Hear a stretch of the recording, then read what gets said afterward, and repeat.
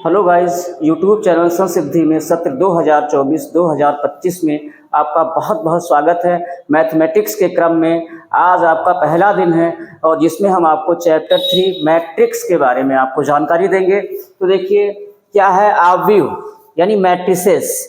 तो मैट्रिसेस के बारे में हमको जानना है। तो फर्स्ट ऑफ ऑल हम जानेंगे आव्यूह के संकेत। आव्यूह के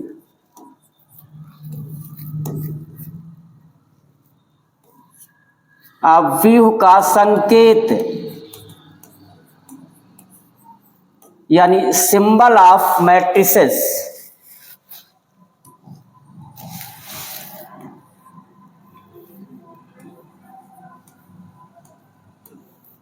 सिंबल ऑफ मैट्रिसेस।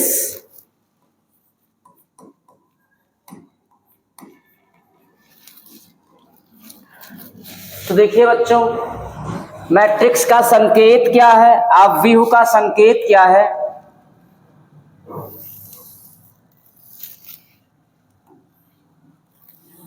एक तो ये है बच्चों, इसको रेक्टेंगल आप कह सकते हैं, क्योंकि इसको ज्वाइंट कर दिया जाए तो आपको एक रेक्टेंगल यहां मिल जाएगा। तो ये पहला सिंबल है। और दूसरा सिंबल है मैट्रिक्स का, हम ऐसे भी कर दें तो ये मैट्रिक्स है। और तीसरा सिंबल है प्यारे बच्चों, ये डबल डंडी आ जाएगा।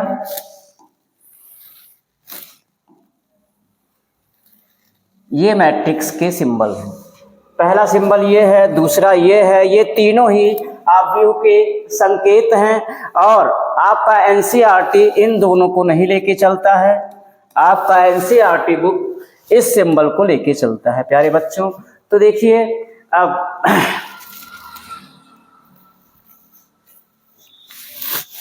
और आव्यूह को संकेत में ही है, आव्यूह को capital letter A B C dot dot dot X Y Z से निरूपित करते हैं।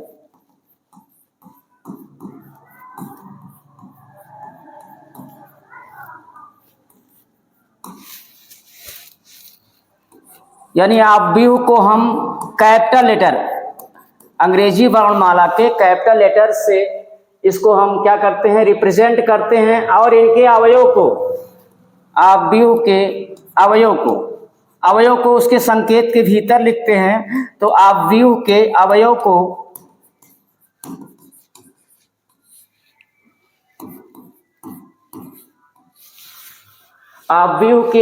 को small letter A B C D dot dot dot X Y Z से रिप्रेजेंट करते हैं, से निरूपित करते हैं बच्चों।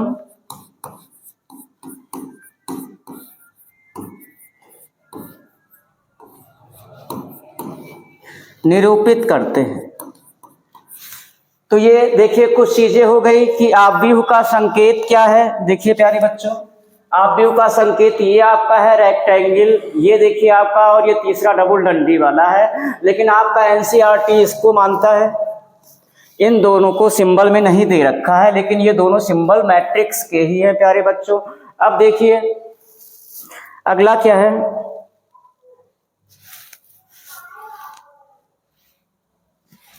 हाँ प्यारे बच्चों हो गया। अब देखिए आव्यूह को capitals letter A B C dot dot dot X Y Z और उनके एलिमेंट्स को, जिसको हमें मैट्रिक्स के भीतर लिखना है, उसको small letter A B C D dot dot dot X Y Z, वहां न्यूमरल भी हो सकता है, फंक्शन भी हो सकता है, टेग्नोमेट्रिकल फंक्शन भी हो सकता है। अब देखिए आव्यूह की परिभाषा, आव्यूह की परिभाषा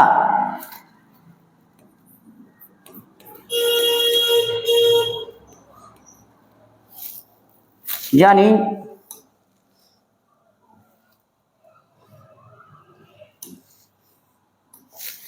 definition of matrices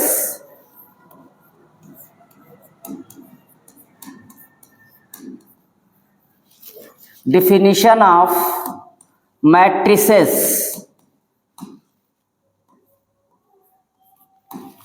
तो देखिए वस्तुओं, संख्याओं और फलनों को आयताक्रम या आयताकार या वर्गाकार क्रम में हम उन्हें विन्यासित कर दें तो हमें क्या मिल जाता है? मैट्रिक्स मिल जाता है, आव्यूह मिल जाता है। ध्यान दीजिएगा फिर से एक बार, क्या है कि वस्तुओं, संख्याओं या फलनों का आयताकार या वर्गाकार विन्यास ही क्या कहलाता है?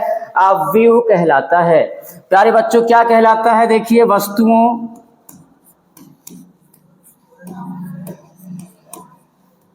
संख्याओं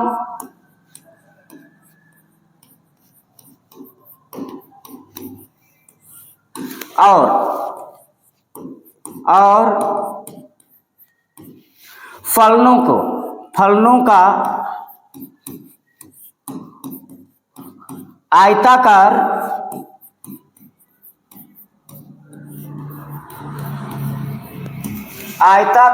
ऑब्लिक वर्गाकार विन्यास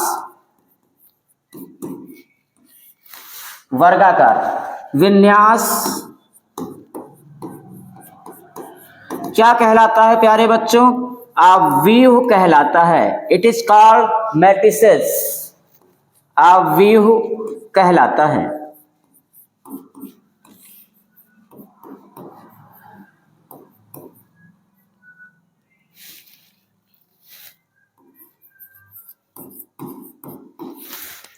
ये प्यारे बच्चों एक ये परिभाषा आपकी हुई। जैसे देखिए आप क्या कीजिए, मैट्रिक्स को अभी आपने जाना कैपिटल्स लेटर में लिखते हैं और इसका सिंबल ये है। अब हम इसमें चाहे संख्या रख दें, चाहे फलन रख दें या वस्तु को रख दें। तो चलिए फलन हो गया साइन एक्स, कास एक्स, साइन एक्स। तो देखिए ये किस क्रम में है? ये क्या है? ये वर्गाकार विन्यास है। क्यों? क्योंकि देखिए ये इसकी लंबाई भी 2 है और ये चौड़ाई भी 2 है, तो ये आपका क्या हो गया? वर्गाकार विन्यास हो गया। अब देखिए हम संख्याओं को ले लें प्यारे बच्चों, संख्याओं को ले लें, एक अदर मैट्रिक्स को लिखते हैं और वो है 1 2 3 4 5 6। ये है प्यारे बच्चों, तो ये आयताकार विन्यास हुआ। आयताकार कैसे? जैसे लंबाई तो इसकी कितनी हो गई? 2 और चौड़ाई कितनी हो गई प्यारे बच्चों? 3। तो ये भी आपका एक मैट्रिक्स है। और मैट्रिक्स सी देखिए प्यारे बच्चों ये कुछ इस तरह से 1 2 3 4 5 ऐसे लिखा जाए तो ये मैट्रिक्स आपका नहीं होगा, क्योंकि ये लंबाई यहाँ ऊपर 2 है, यहाँ 1 है, यहाँ एलिमेंट्स छूट रहा है, तो ये आपका मैट्रिक्स नहीं है। यानी वस्तुओं, संख्याएं और फलनों का आयताकार या वर्गाकार विन्यास क्या कहलाता है? आव्यूह कहलाता है। अब प्यारे बच्चों देखिए आप पंक्ति और स्तंभ के बारे में यहाँ जानना बहुत ही जरूरी है, और उसको जानने के बाद हम आव्यूह का एक और परिभाषा जानेंगे प्यारे बच्चों। तो देखिए पहले हम पंक्ति और आव्यूह के बारे में चर्चा कर लेते हैं। तो देखिए एक मैट्रिक्स लिखते हैं ए, मैट्रिक्स ऑफ। अब इसके हम एलिमेंट्स को लिखते हैं A1 A2 A3 B1 B2 B3 C1 C2 C3। प्यारे बच्चों अब देखिए हम इसमें पंक्ति और स्तंभ को जानने जा रहे हैं कि इसमें कौन सी पंक्ति है और कौन सा स्तंभ है, और कौन सी पंक्ति है और कौन सा स्तंभ है। तो इसके बारे में हम चर्चा कर रहे हैं। तो ध्यान दीजिएगा, जिन कॉपियों पे हम लिखते हैं हिंदी, इंग्लिश या मैथमेटिक्स भी इंटर लेवल पे, तो वो पंक्तियों में लिखते हैं। तो देखिए बच्चों ये आपका एलिमेंट्स जो है A1 A2 A3, ये आपकी क्या है? पहली पंक्ति है, पहली पंक्ति है प्यारे बच्चों। तो पहली पंक्ति को सिंबल दे देते हैं और उसे कहते हैं R1। ठीक, अब देखिए बच्चों B1 B2 B3 ये जो हमारा एलिमेंट है, इस एलिमेंट्स को हम कहते हैं दूसरी पंक्ति। दूसरी पंक्ति मीन्स सिंबल इसको देते हैं R2। और प्यारे बच्चों एक पंक्ति और छूट रही है, वो क्या है? C1 C2 C3, C1 C2 C3।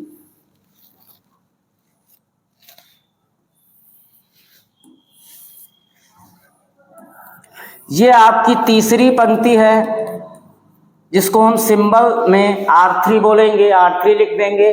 अब देखिए प्यारे बच्चों,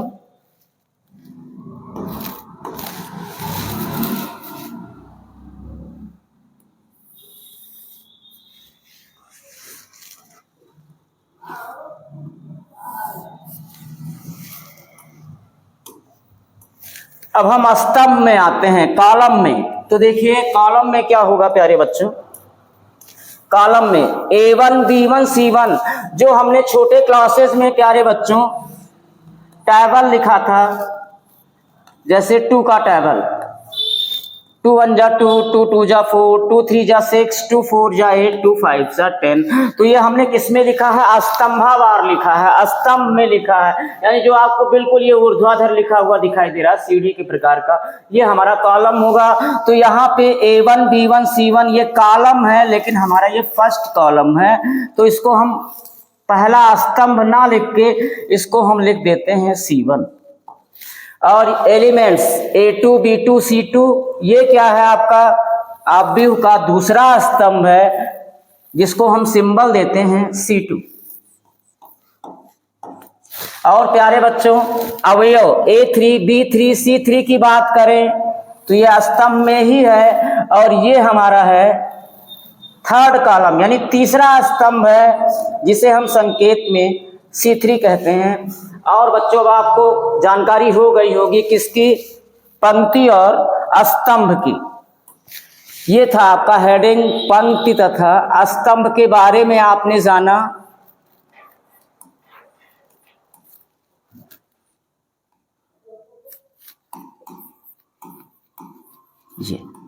ये हेडिंग तो पंक्ति और स्तंभ के बारे में उम्मीद करता हूं आपको जानकारी हो चुकी है। अब आगे देखिए एक और परिभाषा आव्यूह की।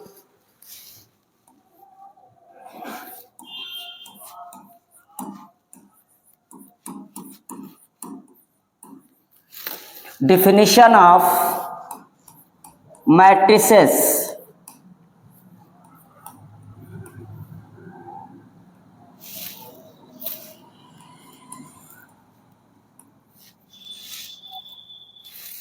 तो देखिए यम पंक्तियों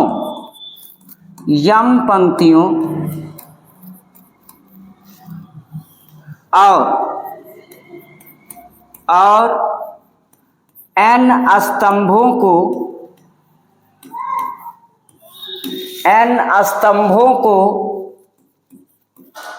आयताकार सारणी के रूप में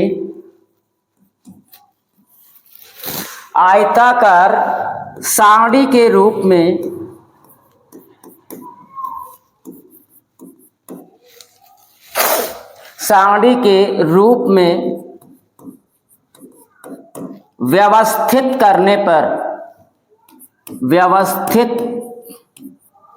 करने पर हमें m/n क्रम का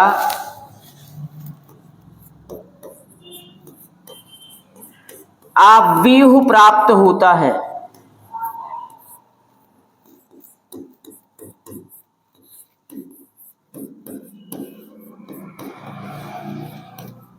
ये प्यारे बच्चों डिफिनीशन है। क्या है? यम पंक्तियों और n स्तंभों को आयताकार सारणी के रूप में व्यवस्थित करने पर m/n क्रम अभी पहली बार आया है, तो इसके बारे में हम अभी डिस्कस तुरंत कर लेते हैं। फिर से एक बार देखिए, यम पंक्तियों और n स्तंभों को आयताकार सारणी के रूप में व्यवस्थित करने पर, यम गुणे लिखा हुआ है, लेकिन प्यारे बच्चों इसको हम बाई पढ़ते हैं।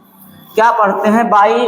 तो हमें किस क्रम का आव्यूह प्राप्त होता है? m/n क्रम का आव्यूह प्राप्त होता है प्यारे बच्चों। तो देखिए इसमें जो पहले यम लिखा है ये पंक्तियों की संख्या है, इट इज नंबर ऑफ रोज, और एन क्या है, स्तंभों की संख्या है, यानी it is number of columns. तो देखिए प्यारे बच्चों, इसको हम यहाँ दिखाते हैं। तो matrix A is equal to,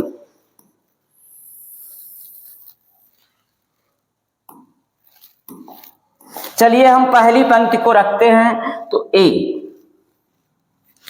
अवयव के लिए जैसे हमें कोई अवयव देना हो, matrix of A is equal to, तो मैट्रिक्स ऑफ ये तो सिंबल हुआ, यहाँ ए आई जे लिखते हैं, वेर आई क्या है, आई है पंक्तियों की संख्या,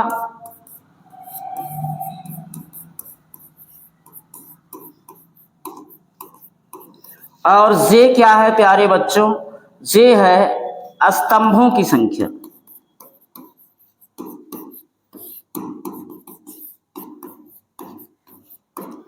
तो हम क्या करेंगे प्यारे बच्चों, इसी क्रम में ही लिखने का प्रयास करेंगे। तो ए ये हमारी पहली पंक्ति है और ये पहला स्तंभ भी है, A11 11 भी बोले। ए पंक्ति पहली है, स्तंभ दूसरा है। A12 ए पंक्ति पहली ही है बट स्तंभ हमारा कॉलम तीसरा हो गया, और स्तंभ कितना लिया है हमने डेफिनेशन में, n, तो डॉट डॉट डॉट ए पंक्ति हमारी पहली ही है और स्तंभ हमारा n हो गया। अब देखिए दूसरी पंक्ति में आते हैं प्यारे बच्चों, तो क्या हो जाएगा, ए स्मॉल लेटर में एलिमेंट्स को लिख रहे हैं आई जे, तो आई क्या है, पंक्ति है, पंक्ति दूसरी स्टार्ट हो गई, लेकिन ये स्तंभ तो पहला है।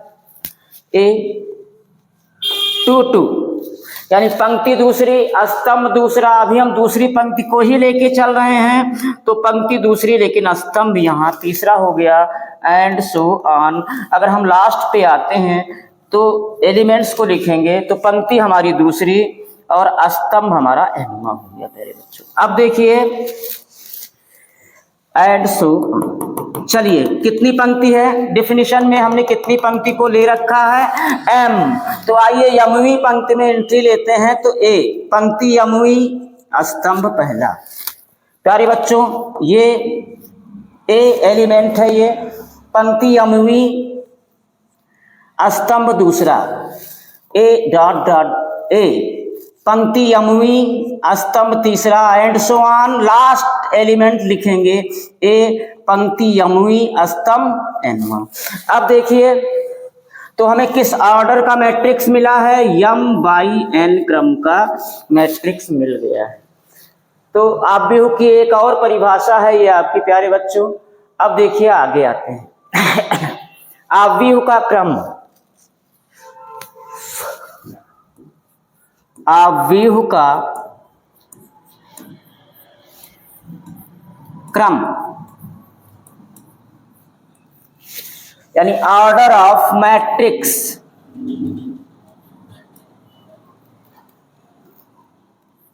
Order of matrices.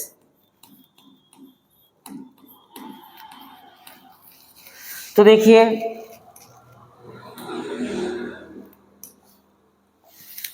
आव्यूह का क्रम होता है प्यारे बच्चों,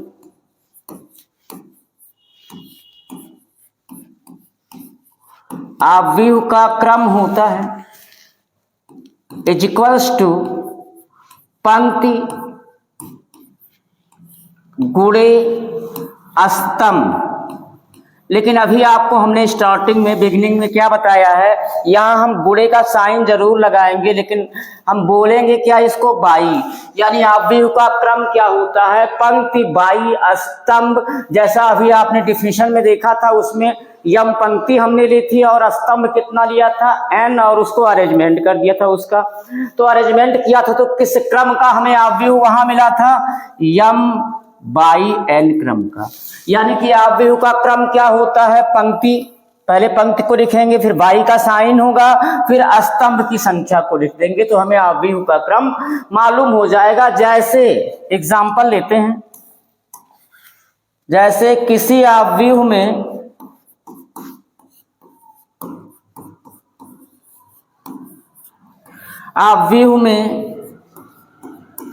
तीन पंक्ति और चार स्तंभ हों, और 4 स्तंभ हों,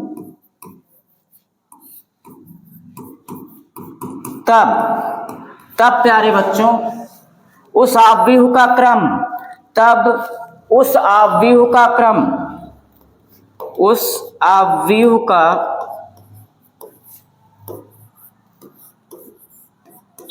क्रम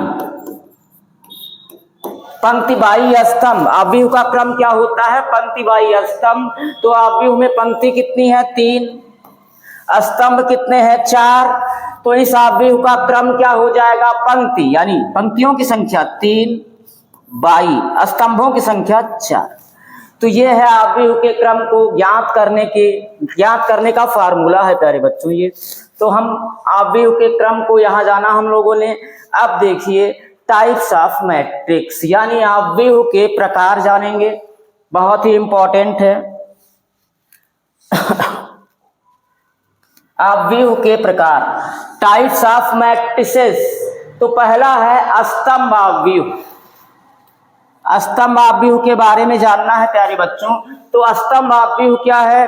ऐसा आव्यूह जिसमें केवल और केवल एक स्तंभ हो। प्यारे बच्चों, ऐसा आव्यूह जिसमें केवल और केवल एक स्तंभ हो उसे स्तंभ आव्यूह कहते हैं। ऐसा आव्यूह जिसमें केवल और केवल एक स्तंभ हो उसे स्तंभ आव्यूह कहते हैं। ऐसा आव्यूह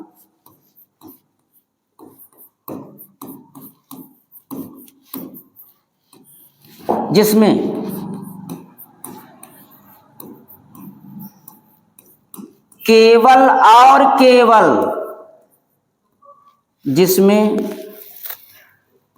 केवल और केवल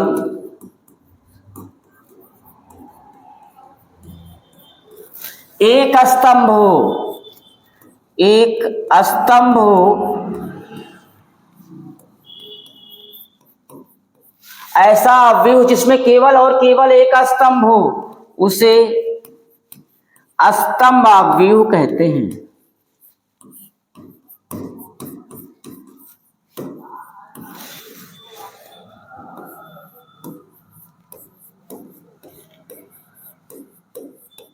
ये प्यारे बच्चों एग्जाम्पल देख लीजिए इसका।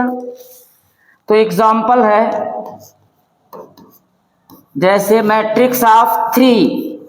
तो इसमें एक पंक्ति है, ऑर्डर अगर इसका हम लिखें तो 1 पंक्ति 1 है, बाई स्तंभ भी 1 है। तो ऐसा आव्यूह जिसमें केवल और केवल एक स्तंभ हो। अब देखिए एक और एग्जाम्पल 1 2 3। अब देखिए इसमें स्तंभ तो एक ही है लेकिन पंक्ति हमारी 3 है प्यारे बच्चों। पंक्ति 3 कैसे है? देखिए ये हमारा 1 क्या है? पहली पंक्ति, 2 क्या है? दूसरी पंक्ति, और 3 क्या है? तीसरी पंक्ति है। तो अगर हम इस आव्यूह का ऑर्डर लिखें यानी क्रम लिखें तो पंक्ति 3 है, बाई स्तंभ 1 है। तो ये भी क्या आपका हुआ? स्तंभ आव्यूह हुआ, क्योंकि इसमें केवल और केवल एक स्तंभ है प्यारे बच्चों। और देखिए A B C D।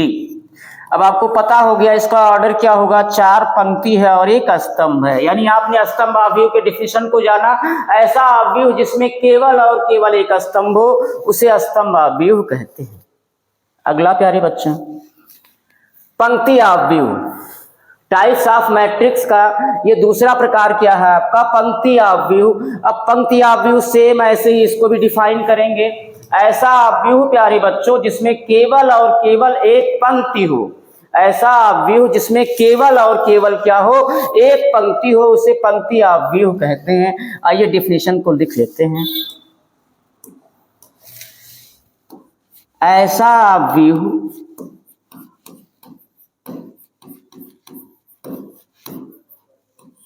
जिसमें केवल और केवल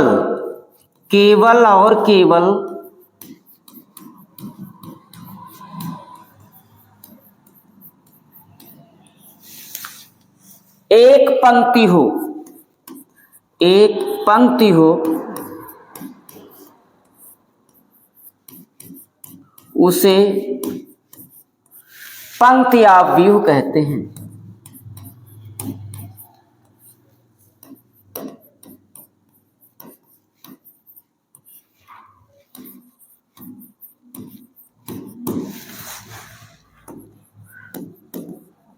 यानी जिस आव्यूह में केवल और केवल एक पंक्ति हो उसे क्या कहेंगे? पंक्ति आव्यूह यानी रो मैट्रिक्स।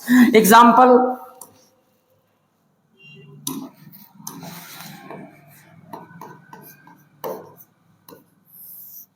एक दो तीन। अब इसमें इसका हम क्रम लिख लें, क्लियर हो जाएगा कि इसमें एक पंक्ति है, तो पंक्ति तो एक है। बाई स्तंभ की संख्या, एक स्तंभ, ये C1, ये दूसरा स्तंभ C2, ये तीसरा स्तंभ C3, यानी एक पंक्ति है और 3 स्तंभ है, तो इसका क्रम क्या हो गया प्यारे बच्चों? 1/3। अब देखिए और एग्जाम्पल ले लीजिए, A B C C D E। तो बच्चों पंक्ति तो एक ही है, स्तंभ कितना है? 1 2 3 4 5, यानी इसका क्रम क्या है? 1/5। तो अभी हमने क्या जाना कि ऐसा आव्यूह जिसमें केवल और केवल एक पंक्ति हो उसे पंक्ति आव्यूह कहते हैं। नेक्स्ट टाइप क्या है? वर्ग आव्यूह। वर्ग आव्यूह, स्क्वायर मैट्रिक्स। प्यारे बच्चों जैसा इसका नाम है वर्ग आव्यूह यानी स्क्वायर मैट्रिक्स, तो वर्ग आपने निम्न लेवल में क्लास में पढ़ा है कि वर्ग क्या होता है कि जिसकी लंबाई और चौड़ाई दोनों बराबर हो। आयत ही है, ऐसा आयत जिसकी लंबाई और चौड़ाई बराबर हो उसे क्या कहते हैं? वर्ग कहते हैं। तो ऐसे ही वर्ग आव्यूह का परिभाषा भी आपके लिए होगा। क्या होगा?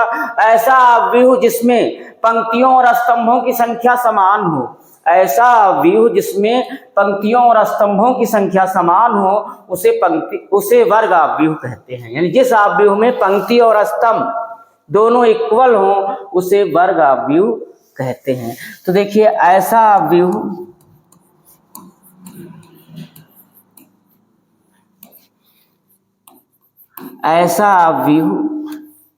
जिसमें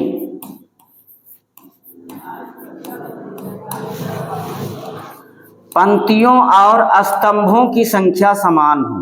पंक्तियों और स्तंभों की संख्या समान हो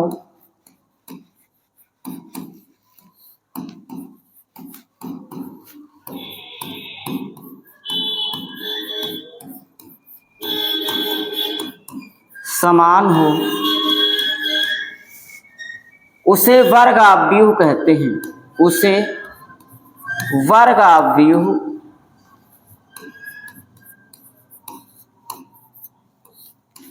कहते हैं। तो देखिए एग्जाम्पल स्क्वायर मैट्रिक्स के A = 3,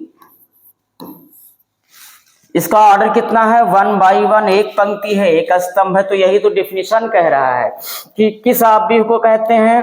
ऐसा आव्यूह जिसमें पंक्तियों और स्तंभों की संख्या क्या हो प्यारे बच्चों? समान हो। उसे क्या कहते हैं? उसे वर्ग आव्यूह कहते हैं। तो ये एक वर्ग आव्यूह A आपको दिखाया गया यहाँ पे। आव्यूह B देखिए, ये 2/2 क्रम का 1 2 3 4, ये भी वर्ग आव्यूह है क्योंकि इसमें 2 पंक्ति है और 2 ही स्तंभ है। और देखिए मैट्रिक्स C है आपका 1 2 3 4 5 6 7 8 9, तो ये भी आपका स्क्वायर मैट्रिक्स हुआ 3/3 क्रम का। तो ऐसा आव्यूह जिसमें पंक्तियों और स्तंभों की संख्या इक्वल हो उसे क्या कहते हैं प्यारे बच्चों? वर्ग आव्यूह। तो नेक्स्ट टाइप क्या है मैट्रिक्स का? विकर्ण आव्यूह यानी डायगोनल मैट्रिक्स। तो देखिए पहले लिख लीजिए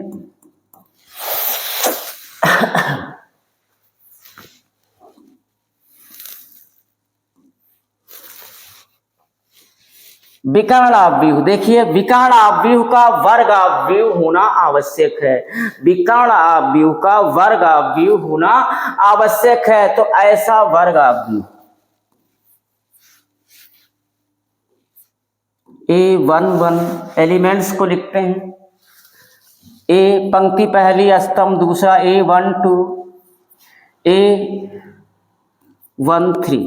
आइए दूसरी पंक्ति में A पंक्ति दूसरी, स्तंभ पहला, A पंक्ति दूसरी, स्तंभ दूसरा, A पंक्ति दूसरी और स्तंभ तीसरा।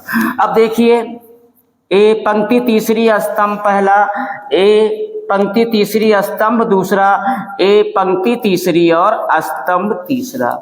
तो अभी आपने जाना कि विकर्ण आव्यूह का वर्ग आव्यूह होना आवश्यक है। तो देखिए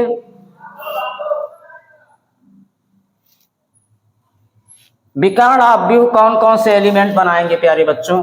तो देखिए ए आई जे है आपका, ये एलिमेंट है ना। तो कौन सा बनाएगा, विकर्ण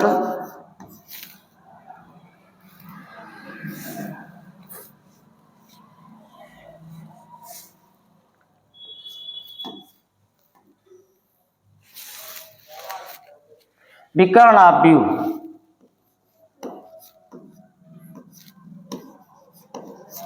विकर्ण आव्यूह को जानने से पहले प्यारे बच्चों आपको जानना होगा मुख्य विकर्ण। क्या जानना होगा, मुख्य विकर्ण। तो मुख्य विकर्ण क्या है, मुख्य विकर्ण, मुख्य विकर्ण के अवयव,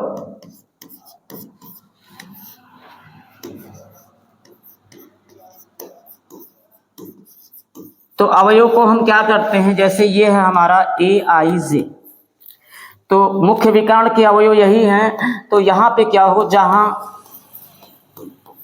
आई और जे क्या हूं, इक्वल हो, तो उन अवयवों को हम क्या कहेंगे, मुख्य विकर्ण कहेंगे। अभी ये मुख्य विकर्ण मान लीजिए, हम अभी जान क्या रहे हैं, मुख्य विकर्ण यानी मेन डायगोनल। फिर हम विकर्ण आव्यूह को यही जान लेंगे।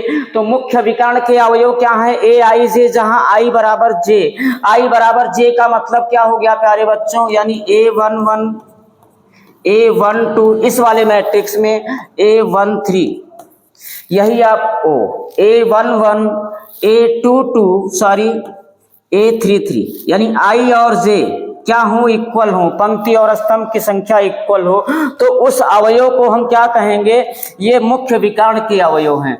यानी ये हमारा है मुख्य विकर्ण।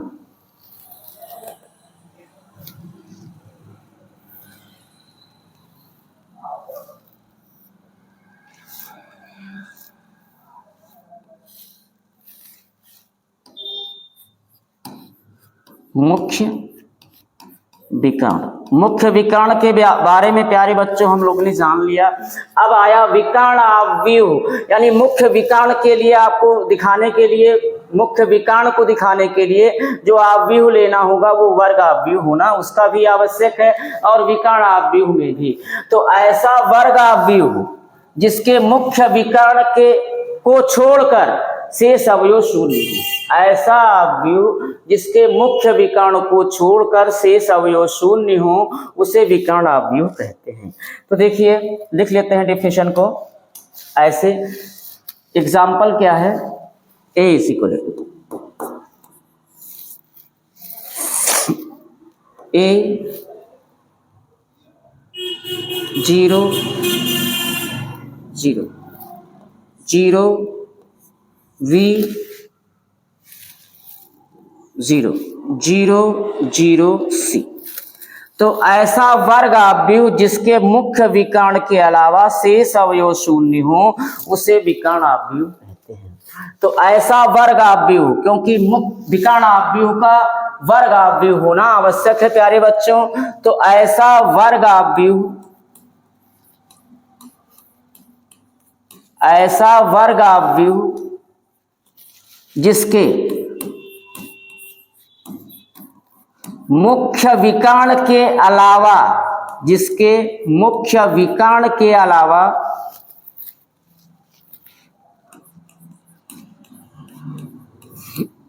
विकर्ण के अलावा शेष अवयव शून्य हो, शेष अवयव शून्य हो, उसे विकर्ण आव्यूह कहते हैं। डायगोनल मैट्रिक्स, उसे विकर्ण आव्यूह कहते हैं।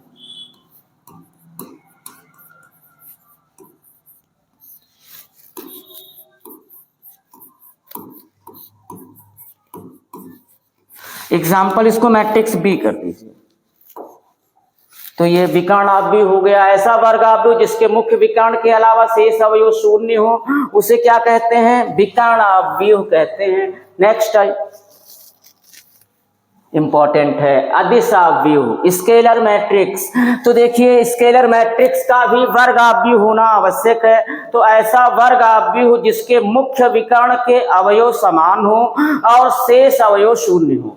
ऐसा वर्ग अवयव जिसके मुख्य विकर्ण के अवयव समान हो। जहां अभी पिछला आपने जो एग्जांपल देखा था वहां ए बी सी था और A does not equal B does not equal C ऐसा था, लेकिन यहाँ पे ऐसा वर्ग अवयव, अदिश अवयव का भी वर्ग अवयव होना आवश्यक है। ऐसा वर्ग अवयव जिसके मुख्य विकर्ण के अवयव समान हो और शेष अवयव शून्य हो उसे हम क्या कहेंगे? अदिश अवयव कहते हैं। जैसे एग्जांपल ले लीजिए ए 5, तो ये अदिश अवयव है। मुख्य विकर्ण आपका ये 5 ही है, तो ये अदिश अवयव है। बी ले लीजिए 3 0 0 3, ये 1/1 का है। ये 2/2 का अदिश अवयव है। ऐसा वर्ग अवयव जिसके मुख्य विकर्ण के अवयव समान और शेष अवयव शून्य हो उसे अदिश अवयव कहते हैं। और देखिए 3/3 का भी, तो 4 0 0 0 4 0 0 0 4, तो ये प्यारे बच्चों ऐसा वर्ग अवयव जिसके मुख्य विकर्ण के अवयव समान हो और शेष अवयव शून्य हो उसे क्या कहेंगे? अदिश अवयव कहते हैं। तो देखिए ऐसा वर्ग अवयव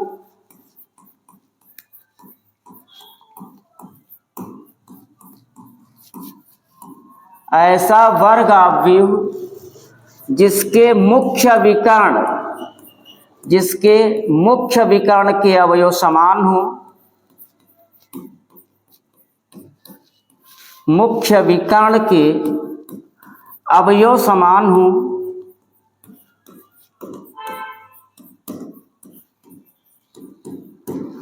तथा शेष अवयव शून्य हो, तथा शेष अवयव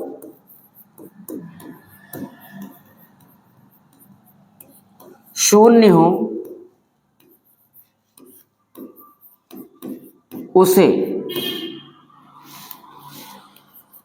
उसे अदिश अवयव कहते हैं। स्केलर मैट्रिक्स उसे अदिश अवयव कहते हैं।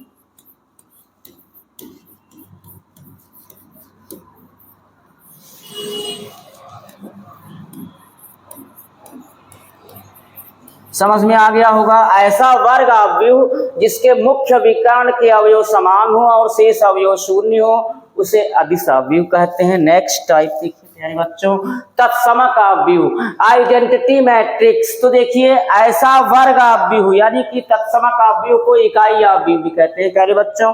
तो ऐसा वर्ग अवयव यानी तत्समक अवयव यानी इकाई अवयव भी इसे बोलते हैं, इकाई अवयव।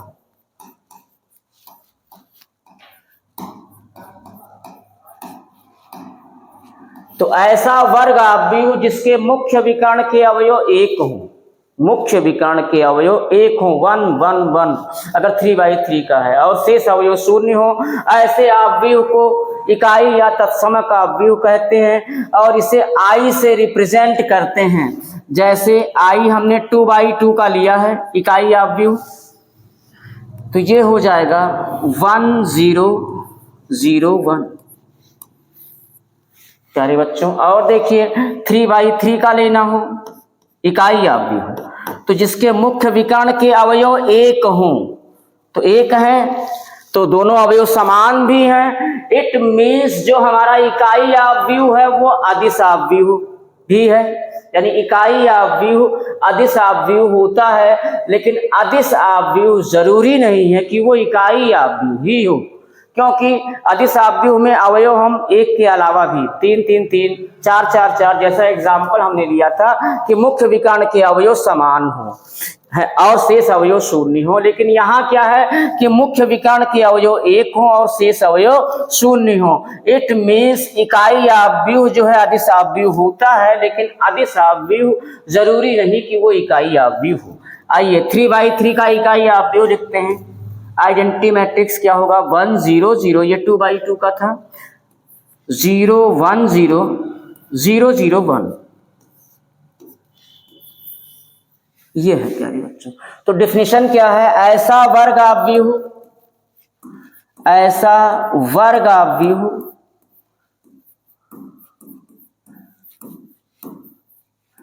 जिसके मुख्य विकर्ण के अवयव एक हों, जिसके मुख्य विकर्ण के अवयव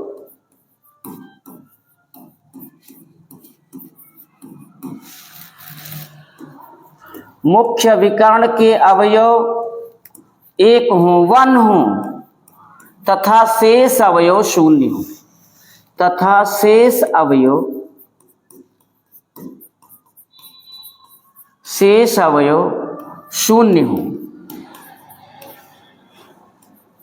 शून्य हो, उसे इकाई आव्यूह कहते हैं, उसे इकाई आव्यूह कहते हैं।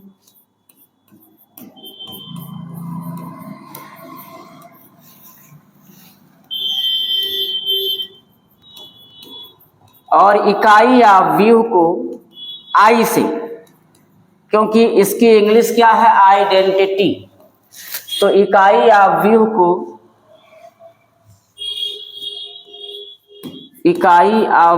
को आई से प्रदर्शित करते हैं।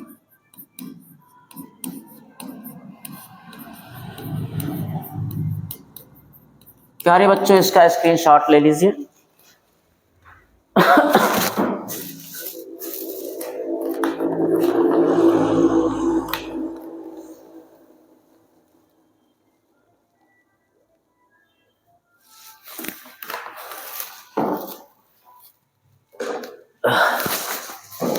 नेक्स्ट प्यारे बच्चों, शून्य आव्यूह। शून्य आव्यूह इसको क्या कहते हैं, रिक्त आव्यूह भी कहते हैं, एम्प्टी मैट्रिक्स। तो शून्य आव्यूह क्या है, ऐसा आव्यूह जिसके समस्त अवयव शून्य हो, जैसे 0 0 0 0 0 0 0 0। तो ऐसा आव्यूह जिसके समस्त अवयव शून्य हो, उसे शून्य या रिक्त आव्यूह कहते हैं, और इसे हम O से रिप्रेजेंट करते हैं, निरूपित करते हैं। तो प्यारे बच्चों, डेफिनेशन लिखते हैं, ऐसा आव्यूह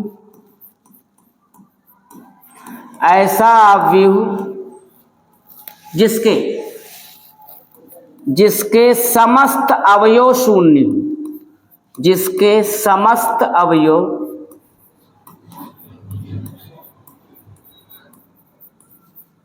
शून्य हो,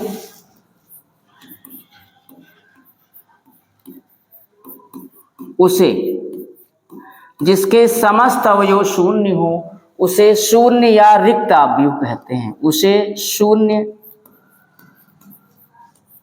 आव्यूह कहते हैं।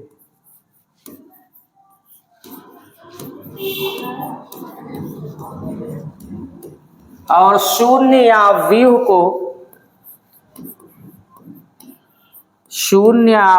को O से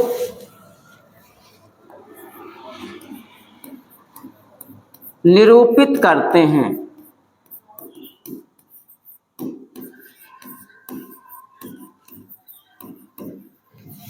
चलिए इसका स्क्रीनशॉट। नेक्स्ट, आव्यूहों की समानता यानी इक्वलिटी ऑफ मैट्रिसेस, आव्यूहों की बात कर रहा है और आव्यूहों की समानता की बात कर रहा है, यानी समान दो या दो आव्यूह के समान होने के लिए यहाँ आपका हेडिंग है कि दो आव्यूह समान कब होंगे, यानी आव्यूहों की समानता। तो ध्यान दीजिएगा, दो आव्यूह समान होंगे जब, जैसे दो मैट्रिक्स हैं A और B, दो मैट्रिक्स हैं आपके पास,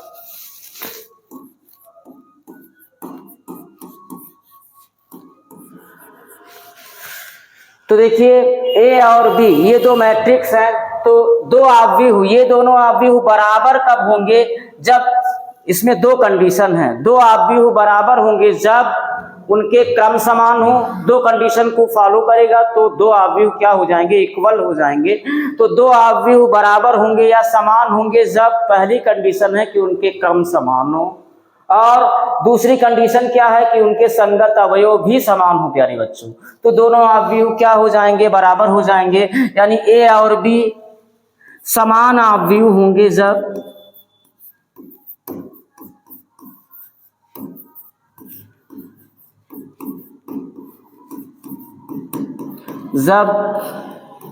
पहला क्या हो कि ए का क्रम, इनका क्रम समान हो, यानी ए का क्रम बराबर हो बी का क्रम, यानी आव्यूह बी का क्रम, और इनके संगत अवयव भी समान हो, यानी मैट्रिक्स ऑफ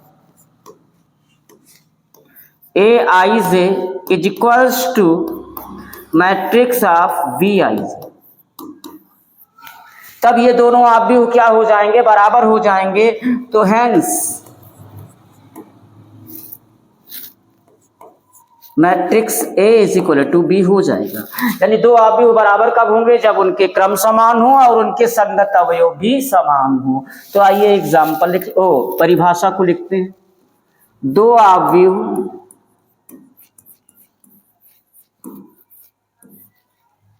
समान होंगे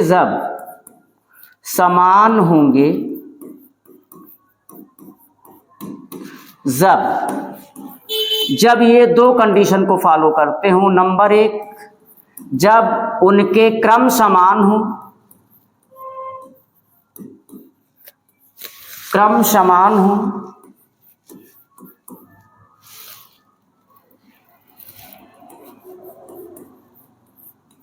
और दूसरी कंडीशन क्या है प्यारे बच्चों? कि उनके संगत अवयव समान हो,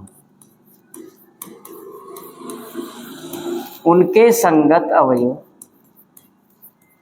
समान। तब ये दोनों आव्यूह क्या हो जाएंगे?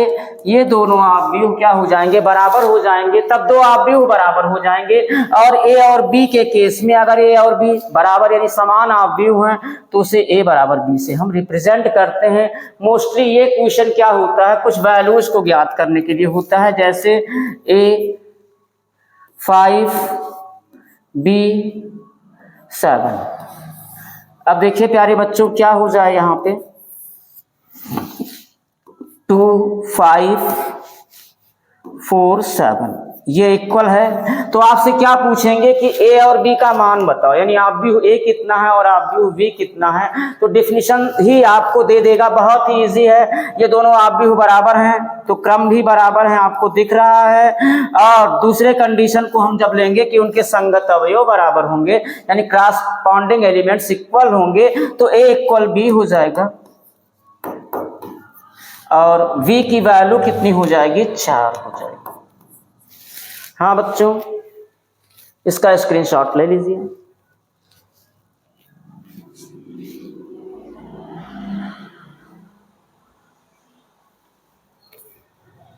बस बच्चों आज के लिए इतना ही।